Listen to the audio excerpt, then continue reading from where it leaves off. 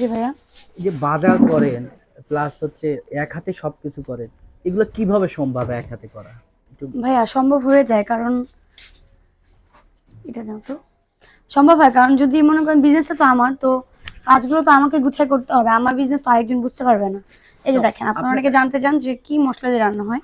এই যে মরিচের গুঁড়া, মরিচটা দেখতেছেন, এটা আমি ব্লেন্ডার করে নিয়েছি। মানে শিলপাটায় তো আসলে এত মরিচ বাটা পসিবল না, বা যতটুকু সম্ভব হয় ব্লেন্ডার করে নিই। এটা মরিচ যেটা, সেটা হচ্ছে আমরা ব্লেন্ডার করে নিয়েছি।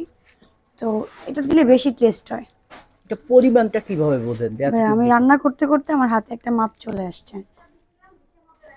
একটাতে 4টা দিলেন, হ্যাঁ। মানুষ তো শিখে যাবে আপনার রান্নাটা। শিখলে প্রবলেম নাই, আমি চাই শিখাইতে।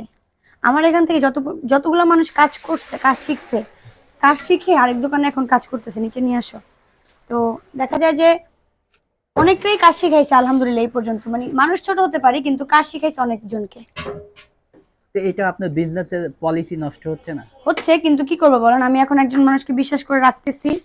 তো দেখা যায় সেই মানুষটা আরেক আরেক দোকানে গিয়ে হচ্ছে চলে যাচ্ছে।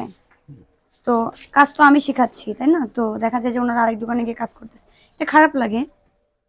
যে এত কষ্ট করে শিখালাম জি। তারপরে আমাকেই।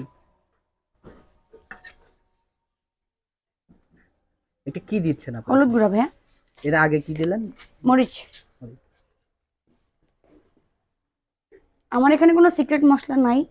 যতটুকু দেখতে পাচ্ছেন একদম আপনাদের চোখের সামনে রান্না করব। এখানে কোনো সিক্রেট মশলা আমি ইউজ করব না এখানে। তারপরে এত সুস্বাদু হয় কেন? হবে কারণ হাতের রান্না একটা বলে একটা কথা আছে।